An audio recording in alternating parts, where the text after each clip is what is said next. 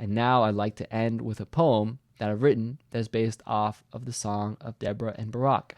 This may sound a bit corny to some of y'all, but I thought it was worth sharing anyways. All I've really done here is take the song in most people's Bibles, most of the translations, and I've tried to make it rhyme and give it more of a poetic feel. So I took a couple of different translations and tried to add and take away a few words to give this more of like a poetic rhyming feel to it. So I hope you enjoy. On a bright and sunny day, Deborah and Barak sang, the queen bee and lightning, together their voices rang.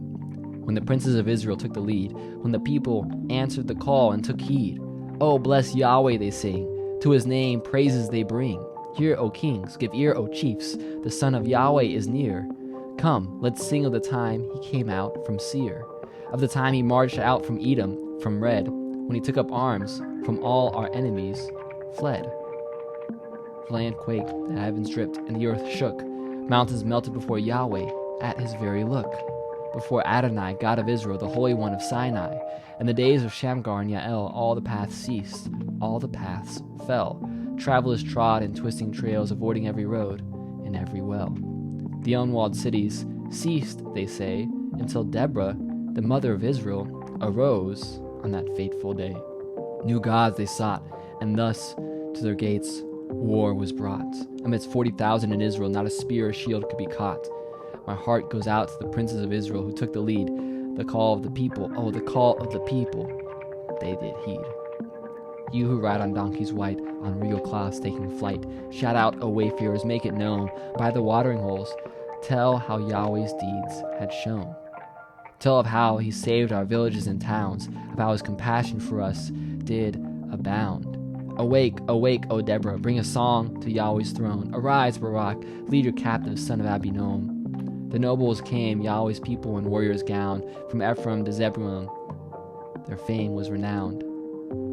But among Reuben's divisions, wide as the sea, great were their hearts' rulings, and from the war did they flee. Why do you sit among the sheepfolds, listening to the shepherd's tune, when the battle calls for bravery at high noon? Among Reuben's divisions, wide as the sea, great were the heart's rulings, and from the war did they flee. Gilead dwelled far across the Jordan River, but really, when he heard the war, his heart did quiver. And Dan, why do you linger by the ships?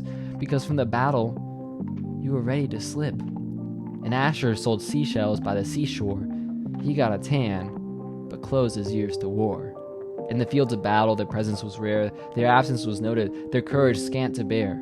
But Zebulun challenged the grim reaper. He marched even when things got all the bleaker. And Naphtali was on the front lines. Even in the heat of battle, he didn't pine. The horses' hooves hammered, a rhythm in the night. Against Sisera and his horde, the stars continued their fight. The Kishon's torrent swept away all those who came, every soldier who marched under King Yabin's name. Curse Meroz, cried Yahweh's angel, ringing clear and stark, for in this heavenly battle they left no mark. But Yael will be blessed among all women, for she changed Heber's line.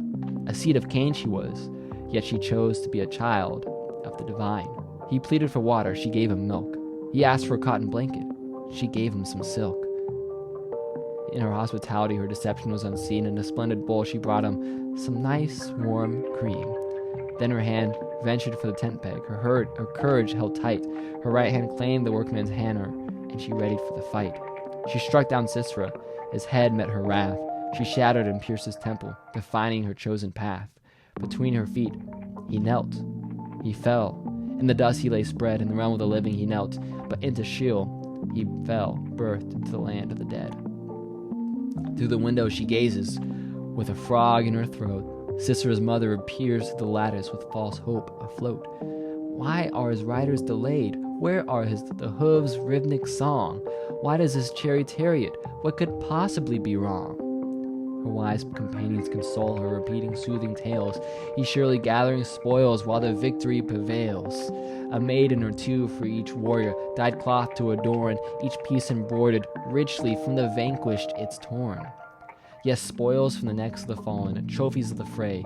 He's delayed because of the plunder. Don't worry, he'll be home by the end of the day. So may all of your foes meet their end in this way, Adonai. May those who love you rise like the sun in the morning sky.